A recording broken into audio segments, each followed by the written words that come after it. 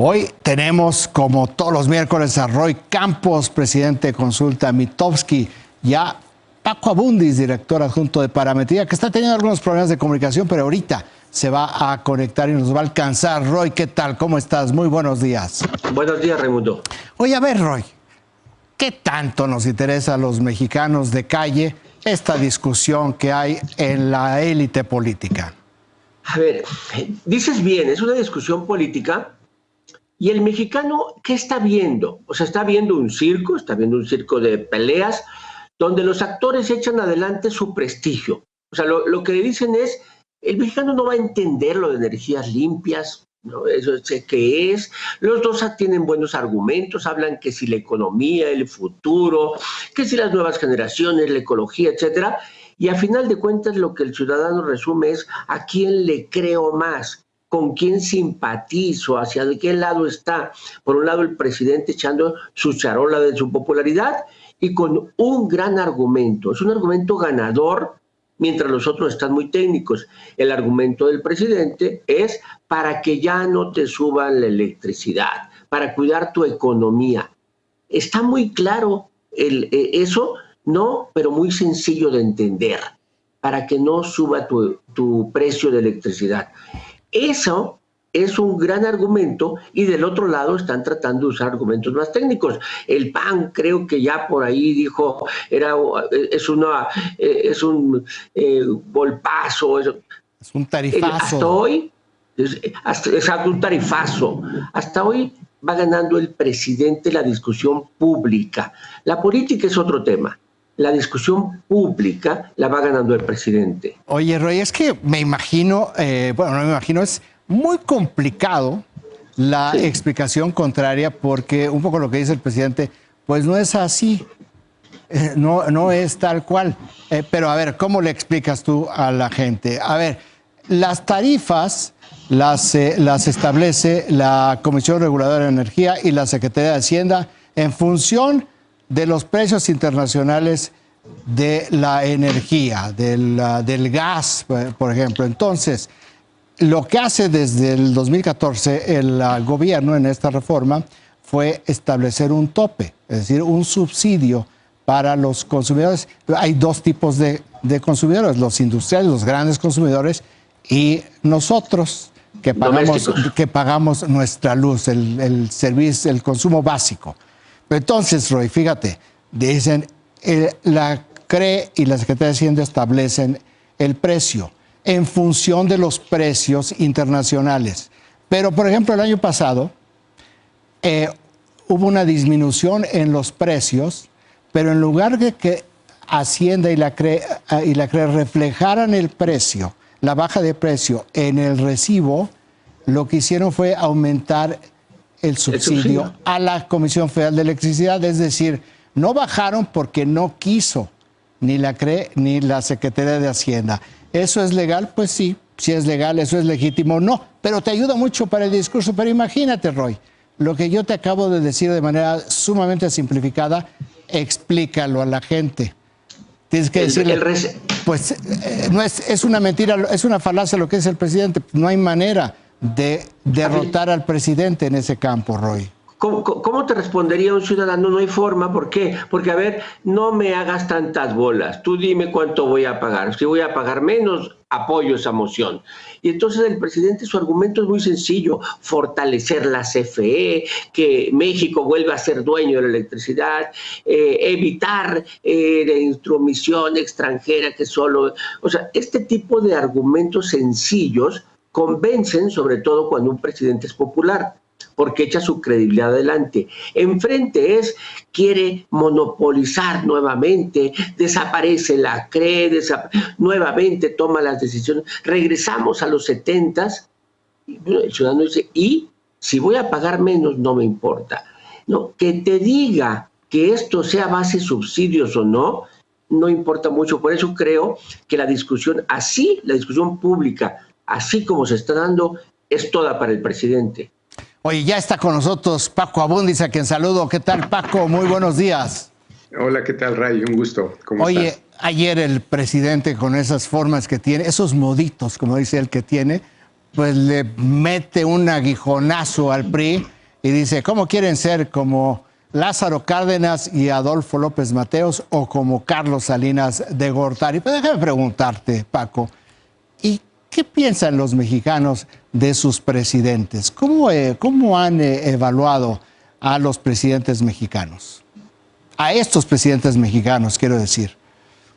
Lo que tenemos digamos, estos presidentes de administraciones más recientes, desde el expresidente Zedillo, el expresidente Carlos Salinas, el expresidente Calderón, Fox, todos tienen niveles de aprobación o imagen muy baja, y en parte ha tenido que ver pues una campaña que el propio presidente López Obrador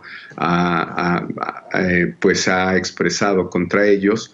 Y cuando se hizo la última consulta sobre la posibilidad de juzgarlos o no, creo que quedó más que claro, ¿no? Es decir, la mayor parte de la población, y más quienes salieron a esta consulta, estaban a favor de ello. Históricamente creo que se ubica a pocos expresidentes. Al que más se le ubica es al expresidente Cárdenas. La discusión que tenemos hoy la podemos seguir en serie, Raimundo, que tenemos prácticamente desde que el expresidente Calderón, recordarás que intentó pasar una iniciativa sobre reforma energética, la retomó el expresidente Peña, y pues desde hace, te diría, más de 12 años que nosotros tenemos esta serie, perdón, más, desde 2006, son más de 15, 16 años. Prácticamente este es un argumento ganado, y tiene que ver, ganado en los argumentos que tiene López Obrador hoy. Y dos palabras son clave en esta discusión: privatización, cuando el ciudadano asocia cualquier industria nacional o cualquier industria del Estado con la palabra privatización, o que el capital privado pueda intervenir en la industria. Cualquier forma, cualquier encuadre que le pongas a la pregunta, prácticamente es un argumento ganado, pero te estoy diciendo hace 16 años, es decir, no tiene que ver con esta coyuntura. Toda esta otra discusión de la que conversabas con Roy, en realidad para el ciudadano no tiene mucho capacidad de comprensión a veces de esa discusión, ni creo que le interese tanto. Probablemente si empezáramos a tener problemas, como algunos están sugiriendo, de apagones, incremento en el precio de la luz de manera evidente o notable, podría cambiar esta posición, pero habría que establecer la causal de esto se debe nuevamente a esta contrarreforma. Por lo pronto te diría, esta discusión desde que el expresidente Calderón hablaba de recoordinar esa campaña de, en el caso del petróleo, sacar el tesorito que está abajo del mar y que tenemos que permitir al privado intervenir para que nos ayude a explorar y explotar, en este caso el petróleo. Pero esta discusión no es distinta en el caso de la industria eléctrica, es la misma. Son energéticos que crecimos con nuestros libros de primaria diciéndonos que son bienes nacionales, son bienes de los mexicanos. Por ello, cualquier intervención del privado no es bien vista, independientemente de la sofisticación o las complejidades de la discusión. Esta discusión la ganó el argumento nacionalista hace muchos años, Raimundo. Oye, Roy, un poco de lo que mencionaba Paco de los apagones, pues parecería que transfiere la credibilidad de la palabra del presidente a otros funcionarios. Yo me acuerdo con los apagones, un par de apagones grandotes que hubo aquí, que en uno de ellos dijo Manuel Bartlett, el director de la Comisión Federal de Electricidad, que era porque se había quemado el pasto. Todavía no entendemos muy bien cómo el pasto provocó un apagón en Yucatán. El pasto en Tamaulipas provocó un apagón en Michoacán. La teoría de la mariposa, ¿verdad? Que aletea en China y que nos provoca un tsunami en América Latina. Pero bueno, me parecería que si dicen, pues es que a Chuchita la bolsearon, la gente no dice absolutamente nada. ¿Hay una transferencia de la credibilidad de la palabra del presidente para otros funcionarios? Para otros funcionarios no, para el presidente. Si tú te fijas, el que defiende la reforma es el presidente, porque efectivamente, ¿no? Este asunto del incendio, aquel que se dio en Tamaulipas, que luego se demostró incluso que habían mostrado fotos falsas, ¿no? Para demostrar este incendio, y no hubo costo, no hubo costo. De hecho, ahorita que lo dices, el único argumento contra privatización, contra que no te sube el precio, sería lo del apagón. Es el único argumento, ¿no? Porque el único peor a que me pongan electricidad cara es no tener electricidad. Sería el único argumento. Y efectivamente, el presidente cuando ocurría decían no va a volver a ocurrir. Y volvió a ocurrir, por cierto, cuando dijo no va a volver a ocurrir. Pero no, esto es el prestigio personal del presidente y por el otro lado le carga al PRI con su mala imagen. Les dice conservadores, les dice todo, les carga la mala imagen, los amenaza con exponerlos como si no fuera público el voto. Pero no es que sea público o no público, sino que aquí en la mañanera voy a criticarlos y hablar mal de ustedes. El presidente sí está usando su prestigio, su popularidad, ¿no? Lo está usando como una charola para lograr la aprobación pública. Y esperemos, va a haber votación a mano alzada seguramente. Oye, Paco, con respecto al PRI, ¿qué tan... ¿cómo se puede percibir al PRI en este momento en función de si está en condiciones el PRI, en términos de imagen, de dar una batalla o de sumarse a la iniciativa eléctrica? No de lo que pueda suceder dentro del PRI, sino más bien de qué lado el PRI quedaría menos golpeado frente a la opinión pública. Pues esa es una pregunta para, digamos, el mejor estratega político de este país que pueda haber, porque creo que sí la tiene muy complicada. Te diría que durante todo el 21 y ya prácticamente todas las mediciones que tenemos después del 18, la imagen del PRI está en números rojos, sus negativos están muy por arriba de los positivos. Te diría que está en niveles a nivel nacional de -30 en términos de imagen, -35, salvo a la excepción de algunos gobiernos locales, algunos gobernadores. La imagen del PRI nacional es la más negativa en términos de partidos políticos.